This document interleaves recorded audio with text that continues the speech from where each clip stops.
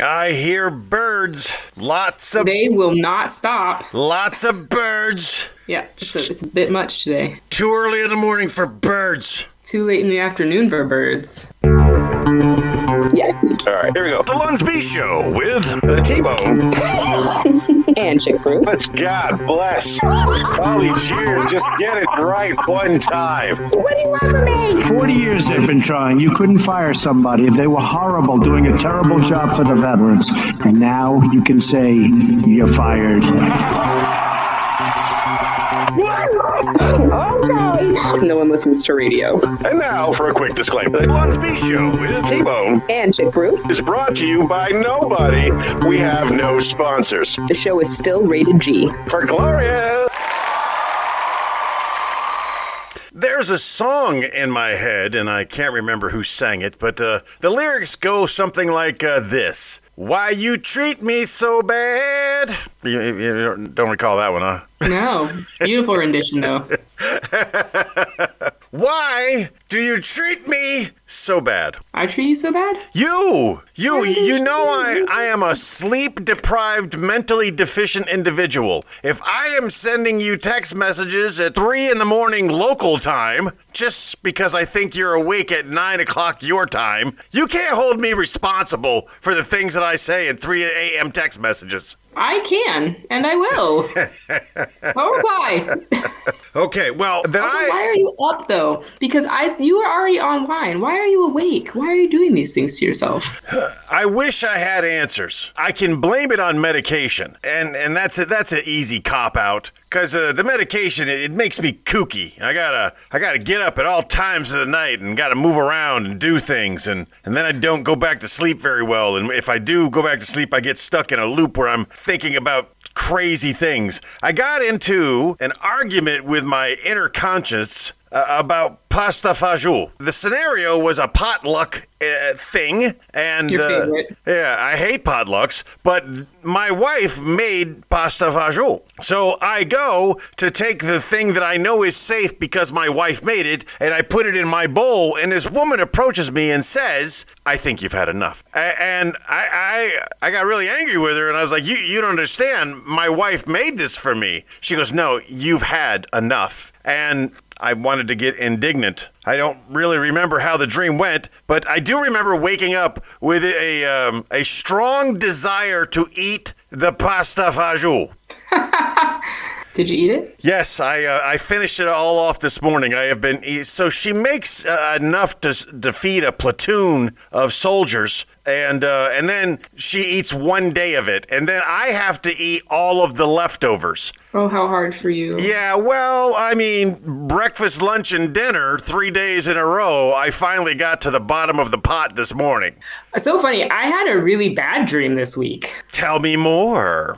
We were doing something in the garage, and then we were having an issue with the car, which ended up being kind of a prophecy, if you will, because the car battery on the manager's car died yesterday. And I had this dream Friday night. But while we were trying to figure it out, the dogs got out of the gate, and Granger got kicked in the head by a horse. This is all in the dream. All in the dream. Okay. But, like, very vivid in my dream. Like, the sound, the look, I woke up and couldn't go back to sleep. I just paced around the house. I went downstairs. I gave him lots of hugs. I gave Rupert good pets.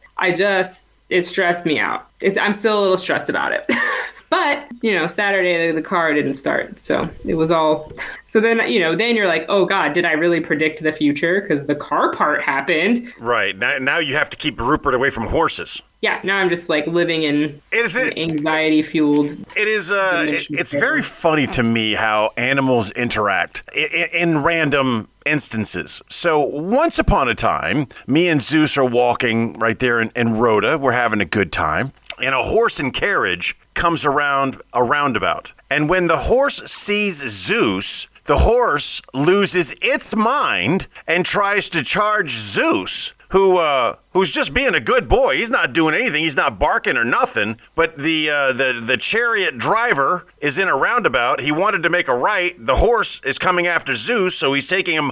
This is near your old house, by the way. That roundabout by your old house. Oh, okay. Yeah. So so the horse is dragging the thing around, and he's whipping on the horse, and the horse is coming at us. And I get me and Zeus behind the bus stop because, I mean, we're being attacked by a horse. And the guy gets control of his horse, and they clip, clap, and clop on. And to this day, man, Zeus sees a horse pulling a chariot. You know, we live in Amish country, so these things happen. If Zeus sees a horse pulling a cart, he ain't forgot. He has not forgotten that and his hate of huskies. He has not forgotten that either. Because when he was a puppy, the huskies teamed up on him and bit him. Not anymore. Zeus a big boy now. You want to mess with me now, son? Bring it. Zeus is such a beautiful dog. There is so much going on in the world right now as we speak. This morning, all of the remaining hostages from 2 years ago, 2 years and 6 days ago, have finally been released to their families. All the living hostages have finally been released. It's a historic day. There's a lot going on. Last night, I found out my friends, Chris and Ralph Teta, have decided to end their podcast, which is one of the few podcasts I have followed, like, I won't say from the beginning.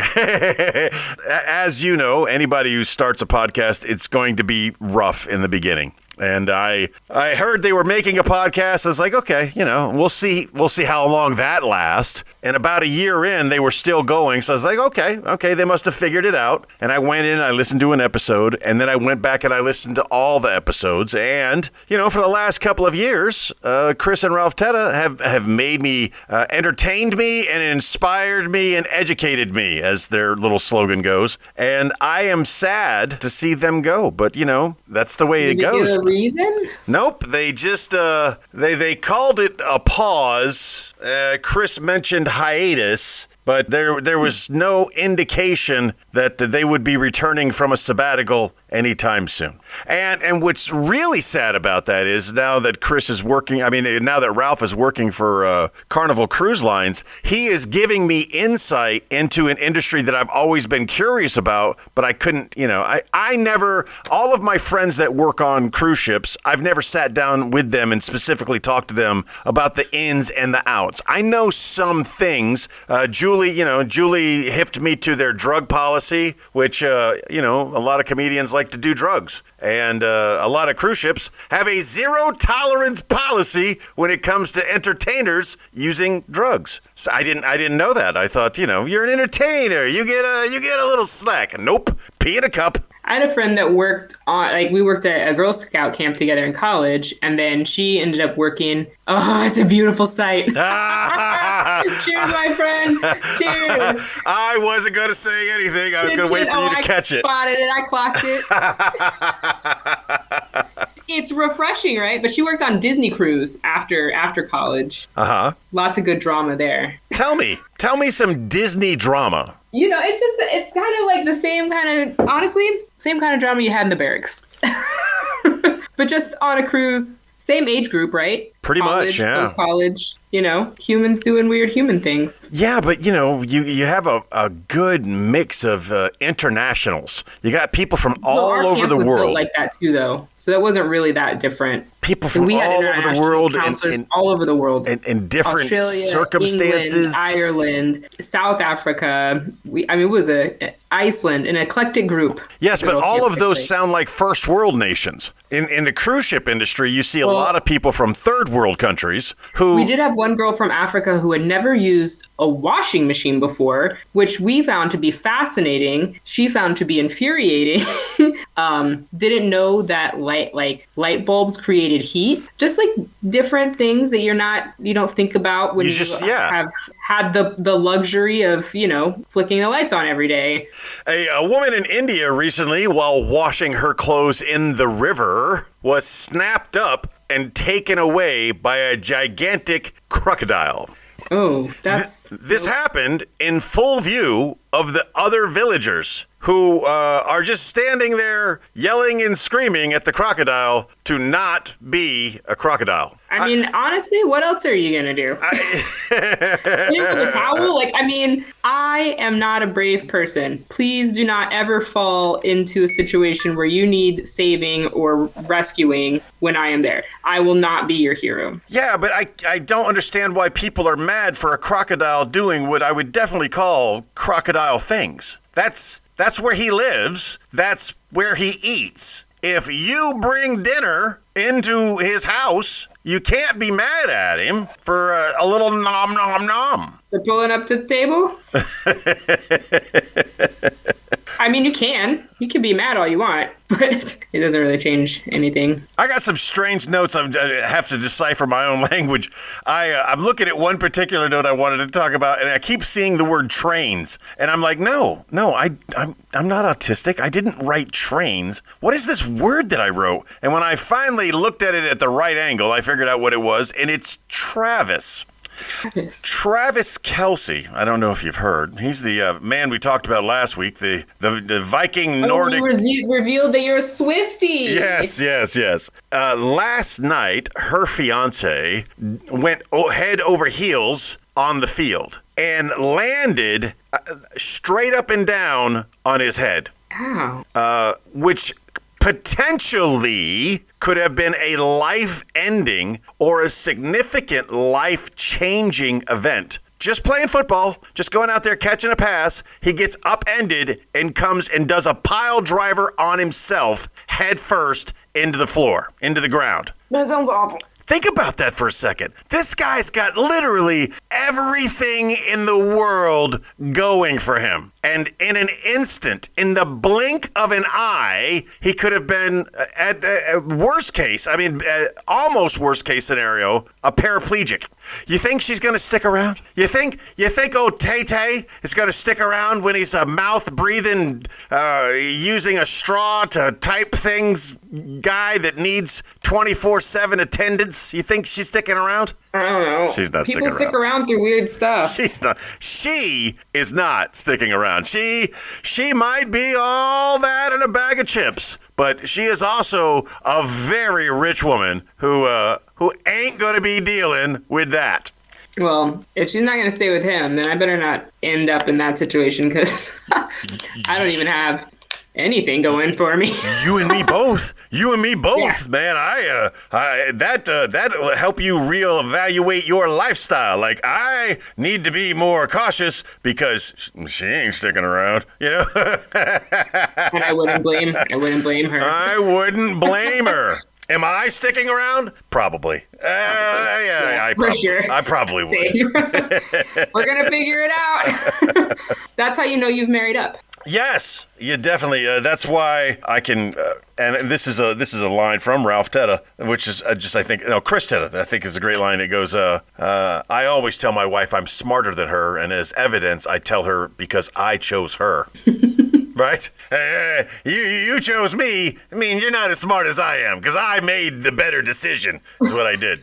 I won here. Yes, I am getting nervous about my appearance on the Attempted Delivery podcast. Oh, why? Well, because they don't know me. It's like what I would consider a very awkward first date. I know them because I've been listening to their podcast for a while. They know me as the creepy old guy that sits in the back of the room. They don't really know me, and I don't think they listen to us or any of the things that I do. So it's very interesting that all I've been thinking about is, okay, I need to do this bit and I need to do this thing. And I go there. It's a comedy related podcast. I go there with the intent of making them giggle, but at the same time, maybe sharing some of my life and my experiences. And all of this is going through my head. So now I'm starting to write like a set list, like I would do when we talk. I jot down. Do that? Yeah, I've always done that. I've always jotted down some ideas of things I wanted to talk about. It was easier. I just put on pants and I have to stand up. It was easier when we were on the radio and we had music. Because we would come on for a couple of minutes and we'd say some things, and that inspire me. I'd take down a couple of notes, we'd play a couple of songs, come back, and we talk about more crazy things, and we'll be back right after this. And again, we would repeat that process, and it was an easy way to kill time. But with the absence of music, I find myself prattling on. And I get roasted in the comment sections or in the private messages about, you talk too much. Let the girls talk. They're there for a reason too. Whatever.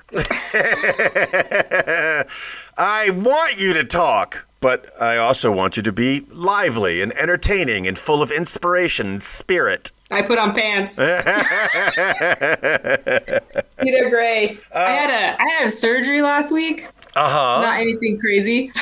So great doctor, fantastic, good old Navy medicine, said it would take an hour, took an hour. He's like, all right, if it starts to bleed, 2 minutes of pressure. And if it doesn't stop, then, maybe come back in or the emergency room, depending on the time. And I was like, okay, cool. Yeah, no worries. So I was like, I'm going to go back to work for a little bit. I'm sitting down, no big deal. Go back to work. And then the numbing starts to wear off. And I was like, I'm going to go home. So I go home, lay down, put my leg with the pillow in between, just like I'm supposed to, because it's on the side of my knee, right? So put the leg so it's flat and straight.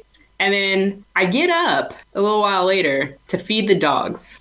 So my dogs eat a raw food meat diet. There's blood. There's a lot of blood. And I'm thinking, oh no, I got some of the blood from the food on my pants. And then I'm like, why is it running? Because I was wearing some cropped, some shin high sweatpants. And I was like, why is it running out from into my sock? And I was like, oh God, that's me. It's not the food, it's me. So I'm trying to feed the dogs quickly because now they're all worked up. They're very excited. Everything is going very good for them. If I were to have stopped, it would have been pandemonium. So I continue on feeding them, trying to keep them, and they're like, oh, blood, is that dinner? And they're trying to lick my leg, and I'm like, you need to get it together, dude. You need to. And that's the moment I realized if I died on this floor, they would eat me immediately. So I do with it. So I grab a lot of paper towel and I just smack it on, and I'm holding it there. And I'm like, okay, obviously I'm going to have to change this bandage. I go to take it off and blood just pours out. I was like, oh God. So I was like, all right, we're holding the pressure 2 minutes. And so I set the little timer on my watch and I'm sitting there. The dogs are happy and fed. And I'm like, it's not stopping. It should be stopping. He said 2 minutes. I go to take it off. No, still just a lot. So I was like, okay. Time for the duct tape. I guess we're going to the ER. Because I'm home by myself. The manager is in Germany having a completely different surgery. So I message some friends. I don't think you two understand how this is supposed to work. You're supposed to do your surgeries with your caretaker. In the event something like this were to happen, someone is there to help you. Not go to different countries to have your surgery. That's not how Navy medicine works, and you know this. It was either this week or 2 months from now. So I get a friend to give me a ride. At this point, I've got just a wad of paper towels tied to my leg with a bandana. You didn't have any duct tape? Duct tape is valuable and not a washable resource, so we just went with the bandana. I get there. I know both the corpsmen who are working the ER that night. They're fantastic. They're like, oh, yeah, we'll get you right back. Cleaned it up, gave me all new bandages, gave me a goodie bag of more bandages to redo it at home. The best part about that whole trip was a fellow MWR person was in the bed next to me. So there's no one else in the ER but 3 MWR employees. And it was hilarious. So the person who gave you a ride was also an MWR employee? No. Who's the third then? The other person was an MWR employee. My person hung out in the car and was a fellow chief. Oh, okay. We're doing this fellow chief stuff already. Look at you go. Because all the MWR person, they were all at the hospital already.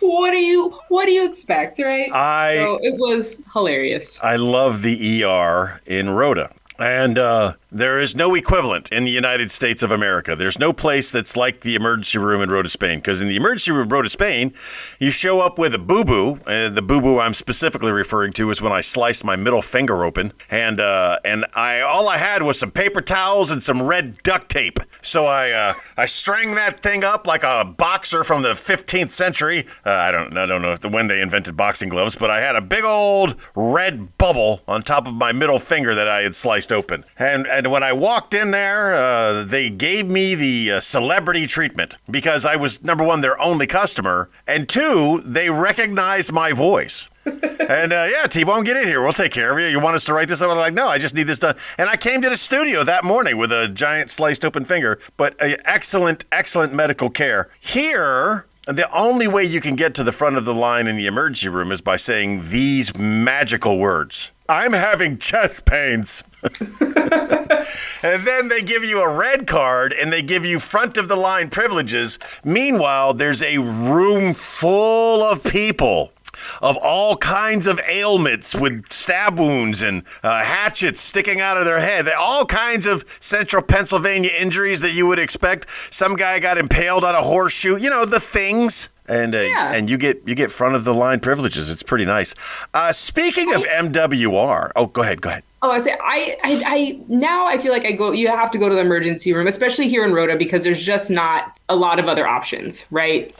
Language barriers, what have you. You're going to go to the ER. The only time I've been to the ER prior to being in the Navy was after I got my tonsils taken out. I had a really bad reaction to some of the medication. Everything was bad. And my friend Will drove me to the hospital, but we didn't really even know where the closest ER was. We just knew where like an ER was.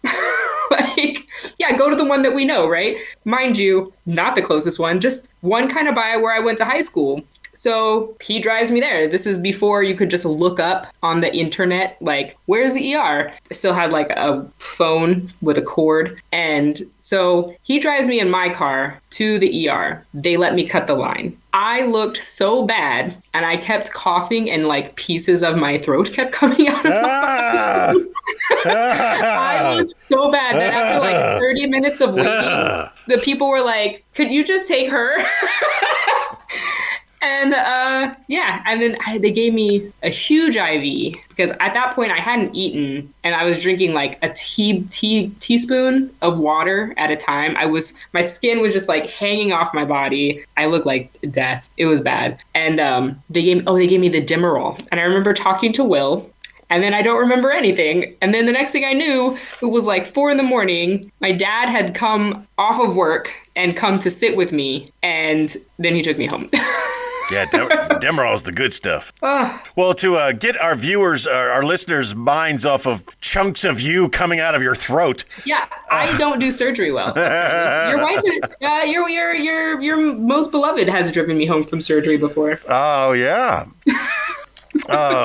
As an employee of MWR, I see MWR is doing something really nice there in Rota, Spain. Yeah. Yeah. Everything's free. Yep. Yeah, you could go to the movies for free. You could go bowling for free. You could get free shoe rentals. I think there's free popcorn. Everything by morale, welfare, and rec is free. So my question is, why can't they do that all the time? I know. Different colors. We know why. Different colors of money, yada, yada, yada. But if your job is morale and welfare, but you charge people to use your services, maybe. Well, no, because we do a lot of free movies. We do a free movie every month. There's a lot of bowling programs where kids can bowl for free. Single service members can bowl for free. There's a lot of stuff. This is just letting the community know that while they may be waiting for a paycheck, that we are using a different pot of money and we're going to provide it. There's like all summer free movies at the movie theater. They're not the new releases. The only thing that makes money on that base is the golf course.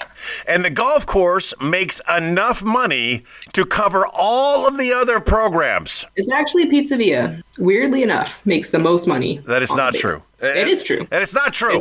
Unless the demographics have dramatically changed. They have. It's actually the slots. Well, How is that possible after I left? Well, because you were cleaning them out. Because I took the wife with me. Hey, here's a news story I'm not sure you may have heard. Do you know outside of Nashville, Tennessee, there was a industrial explosion that killed 16 people this week? I heard something about that, but I did not investigate further. But, I mean, it killed 16 people. You think it'd be more than a sub-headline in a newspaper somewhere. You think it'd be, like, more of a big deal.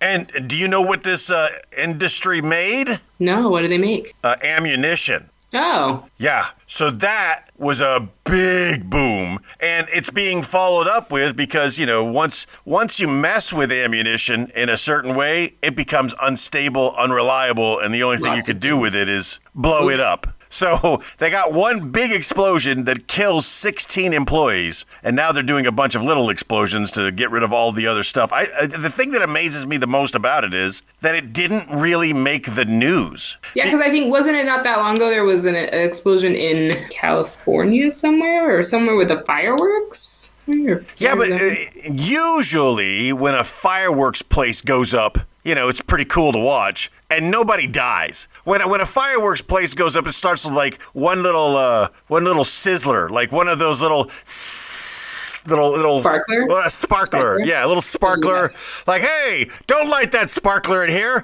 And then the sparkler hits like a tiny little firecracker, like a little bitty one, and it goes off like boom. And then slowly you got a chain reaction, but a chain reaction in a fireworks store that gives you time because everything's got a fuse on it, right? Like, oh no, it just caught on to one of the bigger ones. Maybe we should get out of here. And we skedaddle. Yeah, nobody dies in fireworks explosions, but an ammunition explosion that was probably in the blink of an eye.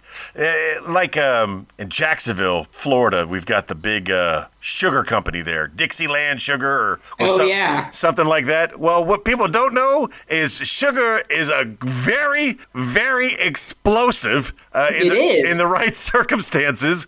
And one day, la-da-da-da-da-da, kaboom, the sugar plant goes kaplooey. And there's no fuses on the sugar. Lots of people died, but not 16. 16 is, I just think maybe because it's just Nashville. It's just, it's in the middle of nowhere, Nashville, Tennessee. Nobody really cares. It's just. I love Nash Vegas. What are you talking about? I do love Nashville, but nobody really cares. They were working at a place that makes, weapons and explosives, so they should have known. 20. I don't think that's the thought. I don't know why it wasn't covered.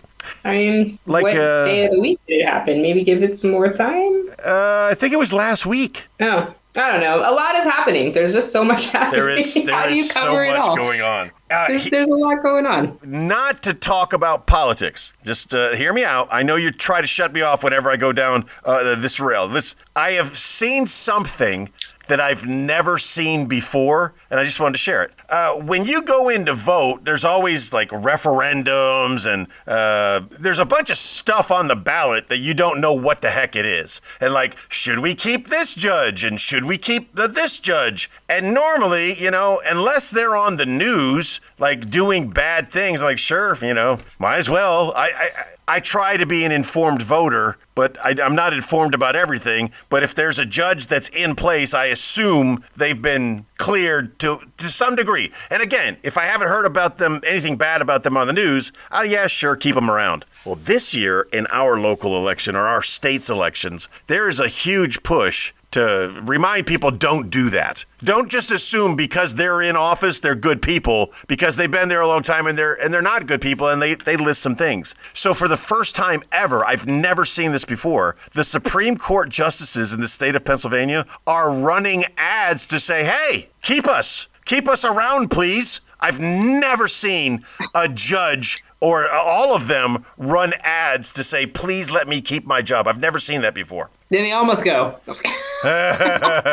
And another one, and I'm not saying any names. I'm just saying this is what's happening. There's attack ads that are going out, and they're saying all these bad things, and then they give you the person's phone number, and you just say, call this person and tell them they're being bad. bad. Well, I disagree. I think everything. Say less. I'm calling them. I think everything they're doing is what I want them to do, and I'm going to use the phone number you provided me to call them and tell them they're doing a good job. And I think if more people did that, I really do hate the negativity, especially because it's unchecked negativity. If we are running for office, me against you, I could say the most heinous things about you, and none of them have to be true. But then you have to defend yourself against whatever I say. A chick brew hates puppies. False. We all know. I said it. It's on the ad. You hate puppies, and now you have to defend yourself. Oh, by going and getting another puppy?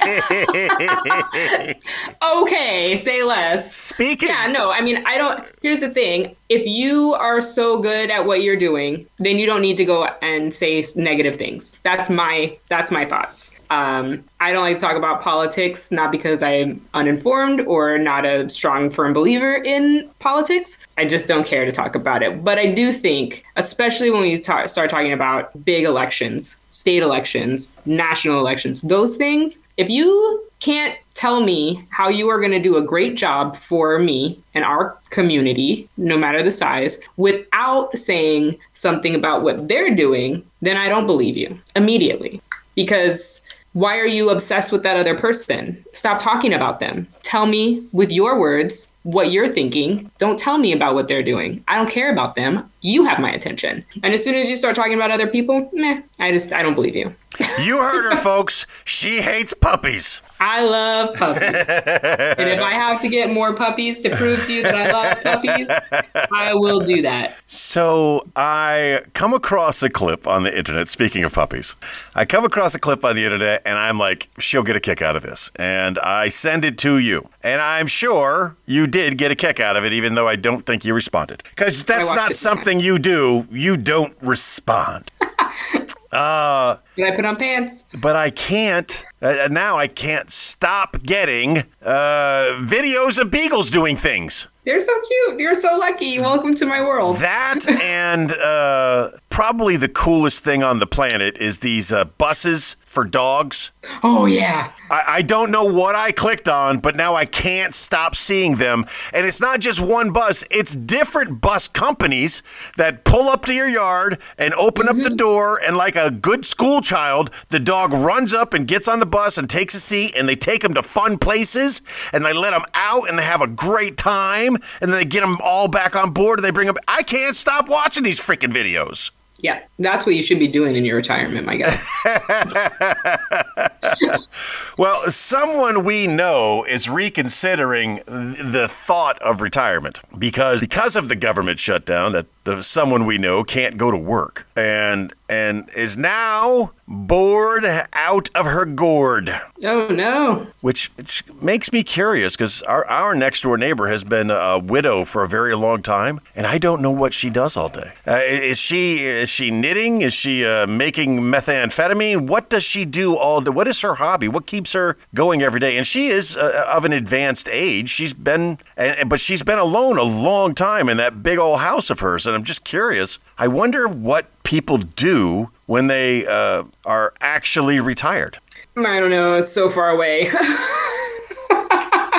It's so far away. I also don't know. Last thing on my list of things to talk about before we get into segments. Someone in one of my circles recently committed suicide. And I don't know if you remember how I feel about that. I do. Well, I'm going to remind the audience. I believe, and this is not an unpopular opinion, this is just my opinion. I believe that if you glorify suicide, if you have big ceremonies for people that commit suicide and you do all of these things, if you glorify the person that commits the act of suicide, I believe you're, whether you intend to or not, encouraging other people. So I denigrate, I disassociate, I do not speak the name of, or I won't praise in any way, shape, or form the person that I know that took their own life. Because I don't want to encourage anybody else by thinking that if it's bad, at least they'll remember the positive. I want you to remember that if it's bad, it will pass. It will pass. Whatever it is that's got you feeling down will pass. Suicide, it's often been said, is a permanent solution to a temporary problem.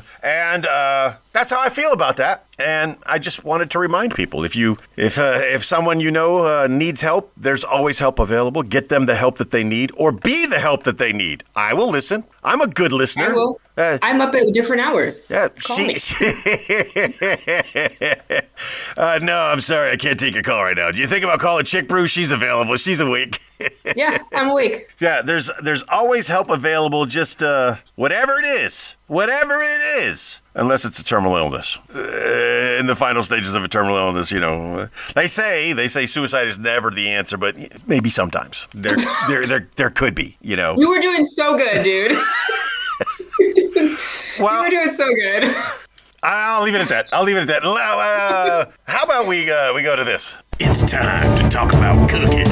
And tonight prove one thing. All. Well, I got nothing to talk about other than freaking pasta fagioli. So a friend. So I don't really do the home-based business anymore. But for my friends, if they are something that they are craving, I will. Yes. Oblige. Okay. Right? Yes. So a friend of mine messaged me, she's like, hey, I know you're not doing this anymore, but could you please make 2 of your lasagnas? I will pay you. And I was like, oh, yeah, easy, of course. So you do, but you're more a couture now. Right. But then I go to the store, right, and I get the stuff to make the lasagnas. And I'm like, oh, I got to figure out how much I'm going to charge her because the prices have changed. It's not worth it. Really? It's not worth it. I mean, the total for just the cost of the goods to make it, $71.20. Wow. So, you don't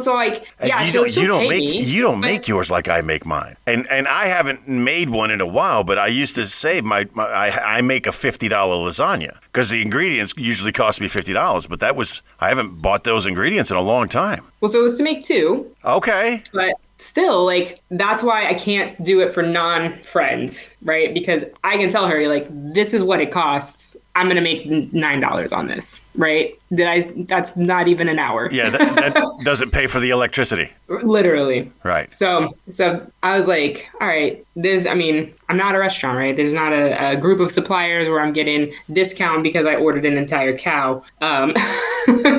Yeah, so that was this week. Other than that, I've been eating a lot of salmon and rice and broccoli. Okay. All things I like. But let's get back to your lasagna. I see you as a 3-layer lasagna person. Maybe a 5. Which are you? Are you a 3 or are you a 5? On the pan that I'm using. Uh-huh. So this one, there'll be 3 layers just because Yeah, so I called it correctly. You're a 3-layer person. Yeah, but if I'm using the glass dish, I can definitely get 5 in there. Yeah. Have you ever seen 100-layer? On the internet. Oh my God. Talk about aspirations, man. I generally have about a 7. I usually do about a 7, and I'm really proud of that. And man, I like my lasagna. But when I saw 100-layer lasagna, that was a game changer. It's a lot of pasta. The problem with it, like a 7-layer, is the serving size is way smaller than a 3-layer. So a 3-layer, you get a nice, probably a 3-inch by 3-inch square, and that's your serving size. But if you're dealing with a 7-layer, that's twice as much. So a 2x2 or a 1x1, strangely enough, is a serving size. Yeah. And it's weird and it's tasty and delicious. My problem is I'm a fatty. So I'm still eating the 3x3. Yeah, I'm still taking a big old chunk, and that was good. But the pasta fagioli that she made was, again, way too much. She made enough for a platoon of soldiers, but it was delightful. But, after 3 days, it's like a stale relationship. You want to spice it up a little bit. And luckily for me, old TuBaur's there gifted me some hot sauce from Uncle Maynard. Uncle Maynard's hot sauce was the blueberry and Carolina Reapers.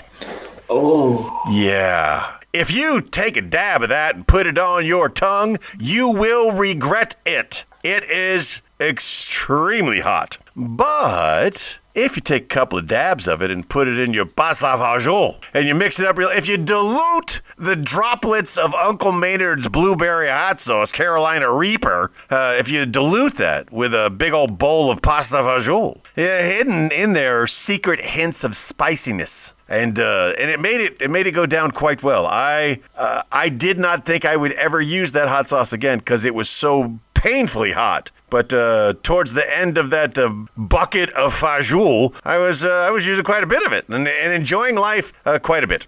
So that's where we talk about cooking. Let's move on. You got any headlines for me? Yeah. And now it is time for headlines from around the globe.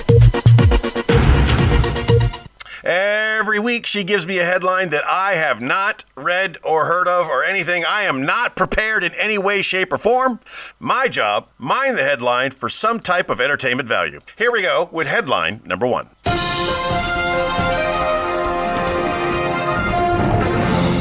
Missouri Hair Museum closing. So is Dollywood. I was more surprised at the closing of Dollywood than I would be surprised at the closing of a hair museum. Now, Dolly recently fell ill, and her sister said, "Please send your thoughts and prayers to my sister, Dolly Parton." And people are like, "Don't you dare tell us to pray for Dolly Parton. She's gonna be fine." You won't find any support like that at the hair museum. I cannot, for the life of me, understand. Okay, this is one of those museums that's like in some weirdo's garage, right? It's not a building dedicated to hair. It's like some freak who's got a hair thing, and he's cornered off a section of his garage, and he invites visitors in for the price of a hair. If you donate your hair to the hair museum, you can enter for free. Now, you want to impress me? Give me the Museum of Weaves. Now that is that is a museum, strangely enough, I'd be interested in paying admission to go into, because I've always been fascinated with chopping off someone or something's hair and then rebranding it as hair and then selling it to people put in their heads as hairs. And a more common thing now is men getting weaves. Yeah. Specifically the dread weaves. Like, if you can't grow dreadlocks, you don't deserve them. I'm trying. It ain't working. I'm trying. It ain't working. But you can go. So many. I think it was Queen Bee who had such a wonderful line. She got arrested for robbing a bank, and they said they had DNA evidence on her. And she said, "What kind of DNA evidence you got on me?" She goes, "We got a clip of your hair." And she goes, "Now some Korean is in jail."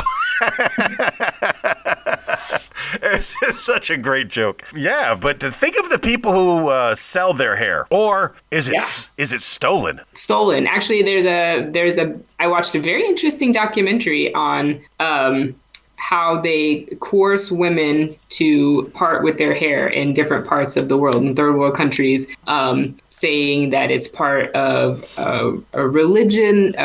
They're like an offering, and then the people turn around and sell the hair to make profit. It's a whole industry, and it is full of all of the deception and disgust that you would imagine is with any industry that rakes in billions of dollars a year. I hate to admit that I would be interested in watching this. Especially I grew up around poor people, and poor people can't afford human hair, so they get the synthetics, which I think is also just as hilarious. But the men getting weaves, that one just strikes me as really odd. And because it's not like they're covering up a bald spot. They're trying to, well, basically be something they're not. Long-haired. They're assuming. They're what are the bad words for something someone does of someone else's culture? Assimilating. Appropriating. They're appropriating. And that's I go with the same. It's nothing racial. I hate seeing a white person with dreads. Even though I'm trying. But a white person with dreads, always nasty. They always look nasty, and they smell like freaking patchouli. All right, that's headline number one, a hair museum in Missouri, along with Dollywood, closing down. Headline number two.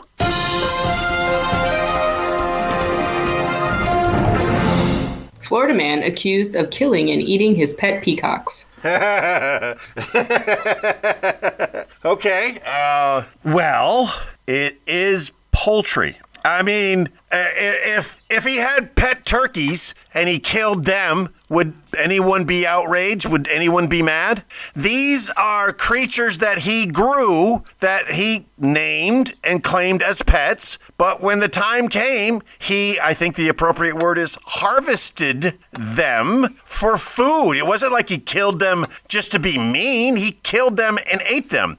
One of our listeners, the wonderful Miss Corey, she had a pig. I think the pig's name was Red. It was her pet pig that she raised from a piglet into a giant old pig. And then one day she was given the task of harvesting Red. And she did.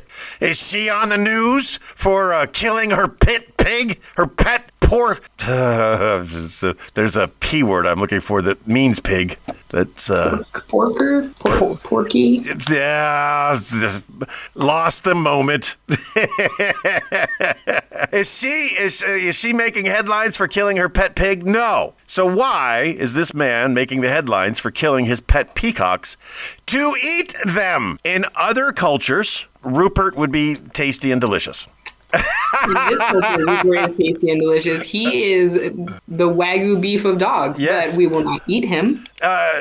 Currently. But if the zombie apocalypse happens, I volunteer as tribute to go first. I don't wish to participate. He will eat you. We've covered this earlier in the show. Yes. If you fell down and bumped your head and he got hungry, well, Mama's on the menu. That's fine. So it's okay. Rupert can be on the menu too. I'm just not going to partake. When you were talking about bleeding and their lust for your blood. Some of the medication I'm on, it's much like your wound. It doesn't stop. So, a lot of times my bed when I wake up in the morning will look like a crime scene. There's blood everywhere. I got like a little scratch and I scratch it, and throughout the night it'll just keep bleeding and there'll be blood everywhere. And I'm like, holy goodness gracious, I blood all over the freaking place. And I'll get up and I'll go to wash off my blood that's all over me. And then Zeus goes nuts. Just follows the nose. This is delicious. So yeah, if I fall down and bang my head and he gets hungry, I'm done. I'm done. Because he already knows how tasty and delicious his daddy is. I don't know if you got a chance to listen to TuBaur's 2-minute drill last week. I didn't. I didn't think so. We give her 2 minutes in an attempt to keep her as part of the show and to have fun with her. And she's a fun person. So we do that. There was some confusion on what time we were going to record yesterday. And in my state of early morning confusion, I sent her a message and said, we are taping at 4 p.m. Can you have your 2-minute drill to me before then? And she said, yes. And then last night, long after 4 p.m., she said, I'll get it to you tomorrow. Well, today is tomorrow, and we have not received it yet. But with looking at the time on the clock, if we were to receive it, I would put it in here. And now, it's TuBaur's 2-minute drill. It's TuBaur's with my wonderful 2-minute segment. Hey, so this week, the question of the week was, what is your favorite pie? And I explained that I liked chess pie. It's kind of an older pie that was made by those who had predominant money because it requires 8 cups of sugar. And back in the day, sugar used to be expensive. It was kind of a commodity that if you had it, you had money. I also want to point out that the reason I said chess pie and then made a comment that it's not tart, it's sweet, is because if any of you listened to 2 shows ago, let me say, where T-Bone welcomes back Chick Bro, he says that he misses her and that he had to deal with the tart. That tart. Interesting. I think he was referring to me, calling me a tart. So anybody who would have listened to this was probably shocked and amazed at his comments about me being a tart. Okay, so I have blonde ditzy moments. But So what really constitutes a tart? Now, let's think about this. I am a highly educated woman, I am independently well off, and I live in the woods surviving on my own. Would you call that a tart? I don't think so. I mean, I'm not financially well off, I'm just really good with my money. But anyways, someone who is good with their money can manage the woods, tractors, chainsaws, mowing, wild animals, living a life privately, secured, and protecting themselves, keeping a job, maintaining a job, and working their way up in their job. Would you call that person a tart? No, you would call them smart, educated, beautiful, brilliant, strong, independent, confident. That is me. I'm not a tart. Would you guys think of me as a tart? Please leave your comments. Hey everybody, it's T-Bone. Did you know you can listen to the Lunsby Show on the iHeartRadio app? The team at iHeartRadio has created 2 new features on the app. You can now auto-download to your device and be notified whenever new episodes are released, all for free using the iHeartRadio app. And you can listen to the Lunsby Show from anywhere. iHeartRadio. Discover music, radio, and podcasts you'll love.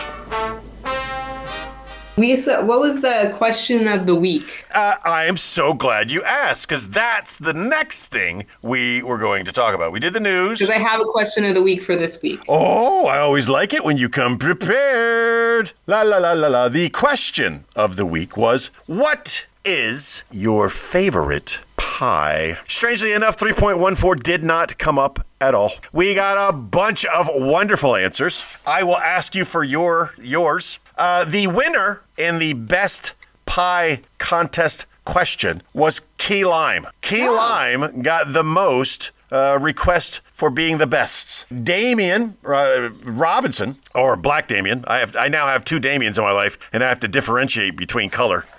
Black Damien said peach cobbler, and he's not wrong. He's not wrong. A good peach cobbler with a crusty ooh. My great grandma used to make blackberry cobbler from her blackberry field. Now, White Damien goes with lemon meringue. Again, not it's a choice. Yeah, it's not a wrong answer. Mama Knuckles goes with pecan. TuBaur, with her real name, goes with chess pie, which is something I had never heard of before. What is this? So chess pie it's I looked it up. It's a pie, but I called her a tart recently, and I thought she got offended by it. I'm gonna deviate. What a weird pie. Oh, you're looking at the chess pie. Yeah. Okay. Well, I'll tell you about the tart thing when we wrap this up. So going back through the answers. Oh, Jessica is cool with an apple pie as long as it's got crumble topping. The Stanleys, both Mike and Shirley, concur that a German chocolate with coconut pie. So I didn't believe that was a pie. And I asked, is that a pie? To which they responded, yes. Oh. Which one are you looking at? And it should be. It looks good. The German chocolate with coconut? Yeah, pie. German chocolate pie. Oh, I bet it's like a pudding, isn't it? Oh, yeah. Stanley's for the win. Mr. Taney pops in with also lemon meringue. Mr. Tillman agrees with the key lime, but he is specific to Publix key lime pie. Oh. Yes. And our friend Rob, as always, being the smarty, said, Brian was another key lime guy. Our friend Rob said hair pie. Yeah, he can never be trusted on air. I love the guy, and he's hilarious, but I would never say, hey, come on and do 5 minutes, because there's not enough howling that would go around. Tell me, Chick Brew, what is your favorite pie? I like the cross section between the pumpkin and apple pie of the Franken pie that I made a few years back. That's not bad. Perfect. I still want to go with Shepherd's. I just do those breakfast pot pies though. I I love shepherd's pie. If you and I didn't specify because I wanted to get a variety of answers. I didn't specify dessert pie. But if I had to choose a dessert, I don't know. There's so many, and they're all tasty and delicious. There was nothing on this list that's wrong. The one that did get my mouth watering a little bit was that peach cobbler, because when it's done right, boy, oh boy. And an apple and blueberry. Ooh, a mincemeat, a rhubarb. There are so many. There are so many delicious pies that if I have to choose one, just give me the shepherd's. Or the perfect amalgamation of my two favorite things, a shepherd's pot pie. Shepherd's pot pie. Dude, I want to make those breakfast pot pies. Those look so good. Honey butter biscuit, scrambled eggs, pork sausage in the middle. Did you just give yourself a little food climax there? Did I just see your eyes roll into the back of your head when you mentioned the ingredients and then gave yourself a look of pleasure?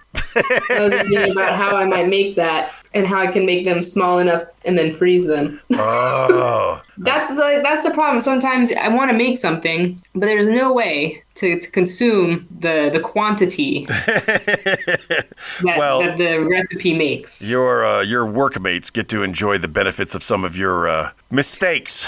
That's true. I was going to tell you about me calling Heather a tart. But I like tarts. I also like tarts, but I didn't know that there was a negative connotation to the word tart. I just thought it was a kooky word to use. And then she sent me a series of text messages that, along with the famous Key and Peele skit, if you don't know how someone is texting you, you can easily get offended or feel like they're offended. And through these series of texts, I believe I had offended her and that we were going to talk about it the next day, because that's kind of how it ended. I'll talk to you tomorrow. I was like, ooh, geez. So I, having felt the sting of embarrassment before in our career, was prepared to go in with an apology, was prepared to take down the episode or edit it, whatever it took to appease her, because I did not try to offend her. I was prepared to do all of those things immediately, but I was also prepared to cut ties with her and never speak to her again. Because if me calling you a tart offends you and I have to apologize for it, I'll apologize, but it ain't gonna happen again. I'm pretty much that way with all of my things now. I will apologize if I offend you, but I'm probably done with you after that. Anyway, we are at our time limit. We have. But what happened? What did she say? Oh yeah, she wasn't offended at all. Apparently offending her is a challenge. It was just a bad interpretation of the way the text messages were being read. How dare you just not going to finish that story? She's fun to have I'm around. offended. Well, I apologize. Goodbye. Oh, we're never going to talk again? Don't have to wear pants on a Sunday ever again. Ladies and gentlemen, I remind you today, as I remind you every day, just be the best person that you can be. And if you were a great person today, be an even better person tomorrow. And don't forget that you are loved. Thank you for listening to T-Bone and Chick Brew. If you enjoyed that show, you should check out the Jerome McClain Show, independent media that won't reinforce tribalism. We have one planet and nobody's leaving, so let's reason together. You can find the Jerome McClain Show at the same place you actually listen to this show. Give it a shot. What I say about this, I'm not saying on air.